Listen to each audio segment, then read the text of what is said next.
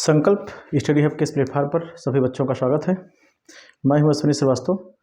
Uttar Pradesh police की परीक्षा में 15 दिन से के आसपास समय बचा हुआ है और इस समय में अपनी तैयारी को धार देने के लिए और अपनी सीट को सुरक्षित रखने के लिए बचे हुए समय में हम लोग क्या क्या पढ़ें, 3 वीडियो पहले ही अपलोड हो चुकी हैं। आज के दिन का ये टारगेट है कि उत्तर प्रदेश पुलिस में डेली टारगेट 4, यानी कि अगर आप पढ़ते हैं तो 24 घंटे में अगर आप इतना कर लेते हैं तो 18 तारीख के बाद आप हमें मेरे नंबर पे मैसेज भी कर सकते हैं कि सर हमारा नहीं हुआ। लेकिन अगर आप अक्षरशा और ईमानदारी के साथ फॉलो करते हैं तो कहीं भटकने की बजाय इन टॉपिकों को आप क्लियर करिए, आप 100% क्वालिफाई रहेंगे। आइए समझते हैं सबसे पहले कि आज 24 घंटे में क्या क्या किस बेस पे आपको पढ़ना है। सबसे पहले बात करते हैं रीजनिंग में। रीजनिंग में जो आपका टॉपिक है वो है रक्त संबंध, ब्लड रिलेशन का। और ब्लड रिलेशन पे आपको 50 प्रश्न लगाने हैं आज। लेकिन इन 50 प्रश्नों पर आप थोड़ा सा ध्यान जरूर रखेंगे कि एक प्रश्न पर गणितीय चिन्ह पर आधारित सवाल इसमें जुड़े होने चाहिए। यानी आप पूरा का पूरा लगाइए रक्त संबंध, लेकिन गणितीय चिन्ह के सवाल इसमें कम से कम 10-15 होने चाहिए। 50 प्रश्न आपको लगाने हैं, लेकिन वो उसके लिए 1.5-2 घंटे नहीं लगाने हैं। जब भी आप 50 मिनट का इसको लगाना है, एक निर्धारित समय रखना है और उस निर्धारित समय के अंदर में अगर 50 क्वेश्चन आपके पास हैं तो आप 30 मिनट में लगातार बैठिए और 30 मिनट में आप उसको लगाने का प्रयास करिए। स्पीड का सारा खेल है, ठीक। लेकिन ये 50 प्रश्न, इनमें जो आप 50 हल करेंगे, सबसे पहला काम आपका ये है कि आप बैक ईयर में आए हुए रक्त संबंध के जितने प्रश्न हैं 2009 से लेकर के अब तक जो परीक्षाएं हो गई हैं, उन परीक्षाओं में बैक ईयर में कितने प्रश्न रक्त संबंध के पूछे हैं उनको आपको हल करना है, ठीक। इसके अलावा अगर आप पढ़ सकते हैं तो आप ये जरूर ध्यान रखें, मानसिक अभिरुचि के 10 प्रश्न, जो भी स्रोत आपके पास हैं उन स्रोत से 10 प्रश्न लगाने का प्रयास करिए। प्लस कागज काटना, नॉन वर्बल में ये है आपको 20 प्रश्न लगाने हैं। किसी किताब में भी देखकर आप लगा सकते हैं, स्पीड देख करते हुए, कि आपको ये सारे के सारे कार्य करने हैं रीजनिंग के अंदर में, ठीक है। क्योंकि हमारा जो टारगेट है रीजनिंग में वो हम पहुंचना चाह रहे हैं 55, अगर प्रश्न आएंगे तो उसमें 52 के आसपास में हैं। और ये 52 प्रश्न स्पीड के साथ ही लगाने हैं। लगाने के लिए समय लगने पर हर कोई लगा लेगा, लेकिन समय नहीं होगा। मैथ में बात करते हैं तो मैथ में आपको साधारण ब्याज हल करना है और इस साधारण ब्याज में 50 प्रश्न अगर आप पढ़ चुके हैं कहीं पे तो 50 प्रश्न भी, वो भी बैक ईयर से जो आए हैं पहले उनको हल कर लीजिए। उसके बाद अगर बचते हैं, ये न्यूनतम आपकी क्राइटेरिया है, अगर आप इससे ज़्यादा भी लगा सकते हैं तो अच्छी बात है, इसमें कोई दुरा नहीं, ठीक है। साधारण ब्याज के इन प्रश्नों को हल करना है। जीएस में आते हैं तो जीएस में उत्तर प्रदेश में आपको खनिज पढ़ना है। ये खनिज कहाँ पाए जाते हैं, विशेष कुछ खनिजों की बात रहे, है ना। जैसे आपको कोयला पता करना है कहाँ पाया जाता है, कोयला के अलावा हीरा कहाँ मिलता है, यूरेनियम विशेषकर कहाँ मिलता है।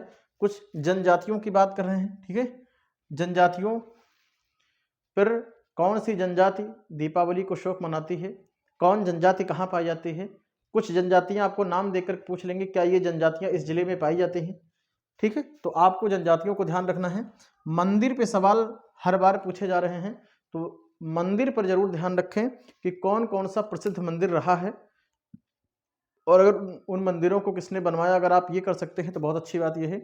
आश्रमों की हम बात कर रहे हैं तो वाल्मीकि का आश्रम कहाँ है, ऋषि भारद्वाज का आश्रम कहाँ है, अत्रि का आश्रम कहाँ हुआ है, ठीक। इसी में कोई मुस्लिम अगर स्थल है, कोई दरगाह, मुस्लिम की कोई दरगाह अगर है तो आप उसको जरूर थोड़ा सा देख लें आखिरी समय के अंतर्गत में।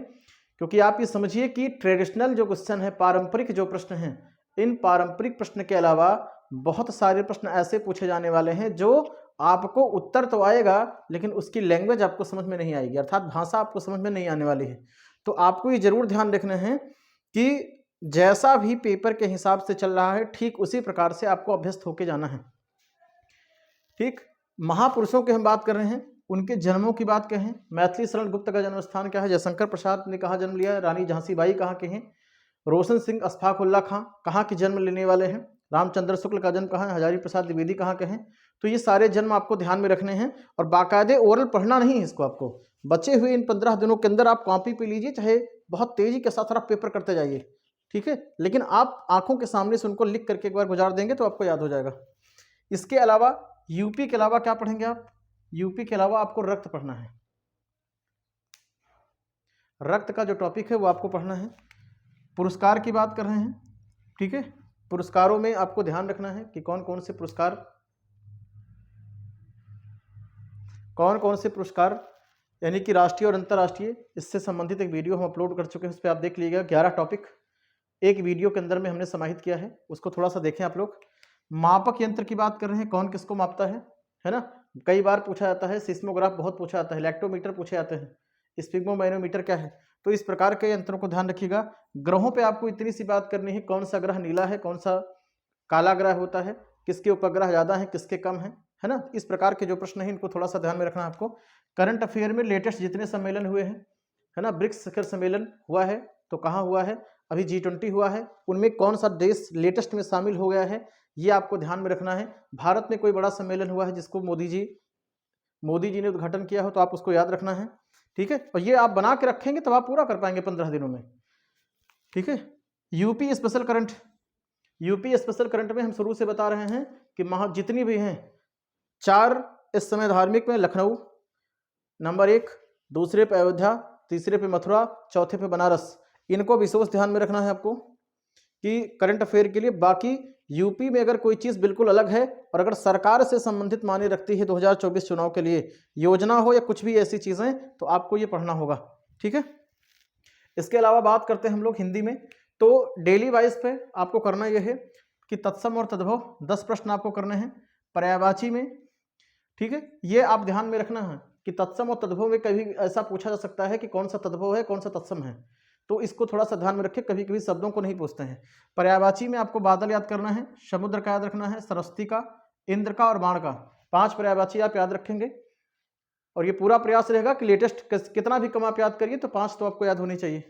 मुहावरे की बात कर रहे हैं, 10 मुहावरे डेली वाइज आप इसको बनाते रहिएगा कि हमको याद होना चाहिए किसी कीमत पर लोकोक्तियां, और मुहावरे 10 जरूर याद हों। एक शब्द आपको याद करना है 10, और इसी एक शब्दों में स्त्री की बात कर रहा हूं। जैसे स्त्रियों में क्या है, जिसके स्त्री है ना, जिसका पति मर गया हो, जिसका जीवित हो, परदेश से आने वाला हो, परदेश चला गया है तो दुखित हो, कुछ इस टाइप के प्रश्न हैं। शरीर से अगर याद कर सकते हैं तो और अच्छी बात यह है, सिर से पैर तक है ना। कोई बाएं हाथ से काम कर रहा है तो उसे क्या बोलेंगे। तो जो भी इस टाइप के प्रश्न हैं जो बहुत इंपॉर्टेंट है वो जरूर ध्यान में रखना है आपको। बहुवचन आप 10 को पढ़ना है कि किसके बहुवचन क्या क्या होते हैं, कौन से ऐसे शब्द हैं जो बहुवचन में ही काम करते हैं इसमें, ठीक। लिंग 15 ऐसे आपको याद करने हैं, जाति सूचक याद कर सकते हैं तो और अच्छा रहेगा, लेकिन 15 प्रश्न याद रखने हैं जिनकी आपको स्त्रीलिंग आपको पता करना है, क्योंकि इन शब्दों ये शब्द कुछ ऐसे हैं जो स्त्रीलिंग में प्रयोग होते ही रहते हैं, ठीक है। स्त्रीलिंग और पुल्लिंग में कुछ शब्द प्रयोग होते हैं। गद्यांश आपके 2 रखने हैं, ये जरूर ध्यान रखें, ठीक। विशेषण की बात कर रहे हैं तो विशेषण का पूरा टॉपिक आपको आज क्लियर करना है पूरी तरीके से। क्रमवाचक कौन सा है, गुणवाचक कौन सा है, सर्वनामिक इसमें से विशेषण कौन है, विशेष से क्या होता है, क्रिया विशेषण क्या होता है, पूरे वाक्य में है ना कौन सा शब्द इसमें विशेषण है, कौन सा विशेष है, कौन विशेष से बना हो, ऐसे देंगे आपको कि इधर विशेष उधर विशेषण, इस टाइप के प्रश्न है, आप पुलिस के पेपर में देखिएगा, ठीक है। इसके अलावा रचनाओं में आपको भारतेंदु हरिश्चंद्र की रचना याद करनी है, और याद कर सकते हैं तो कम से कम 10 शुद्ध वाक्य आप जरूर इस पे से क्लियर करें। और अगर आप इन जितने भी टॉपिक में हैं 3 दिन अगर आपने वास्तव में ईमानदारी के साथ फॉलो किया होगा, अंधाधुंध लोगों को पढ़ने दीजिए, जो जैसे पढ़ना है उसको पढ़ने दीजिए, लेकिन यदि आपको विश्वास है इन चीज़ों पर और आप 15 दिन तक बताई गई चीज़ों को पूरी तरीके से फॉलो करते हैं, ठीक है, क्योंकि ये सब करने के बाद एक डेली टेस्ट आपको देना है, और डेली जो टेस्ट आपको देना है उसकी अच्छी तरीके से व्याख्या पढ़नी है, नॉलेज बढ़ेगा, नंबर बढ़ जाएंगे। अगर आपको लगता है कोई जादुई ट्रिक आएगी, जादुई वादी कुछ नहीं आने वाला है। हाँ, अंधाधुंध पढ़ने की बजाय कुछ सेलेक्टेड चीज़ों की बात करिए जिन पर आयोग फोकस कर सकता है। तो आपको ये जरूर ध्यान में रखना है कि एक टेस्ट आपको डेली देना है और उसकी व्याख्या अच्छी तरीके से पढ़नी है। आप महसूस करेंगे कि 24 घंटे में आप कल वाली चीज़ों से कितना बेहतर बढ़ गए हैं। केवल एक दिन अपना परिवर्तन करना है, बस 15 दिन 20 दिन नहीं परिवर्तन करना है, एक दिन परिवर्तन करिए बस, और एक दिन का ये परिवर्तन आपको पुलिस की परीक्षा की श्रेणी में लाकर खड़ा कर देगा। 18 तारीख के बाद आप कहेंगे कि हाँ सर हमने तैयारी की। जब हमको पता होता है कि हमको क्या पढ़ना है और क्या छोड़ देना है, तो फिर सफ़र आसान हो जाता है। ठीक है, तो आपको ये पूरी तरह फॉलो करना है।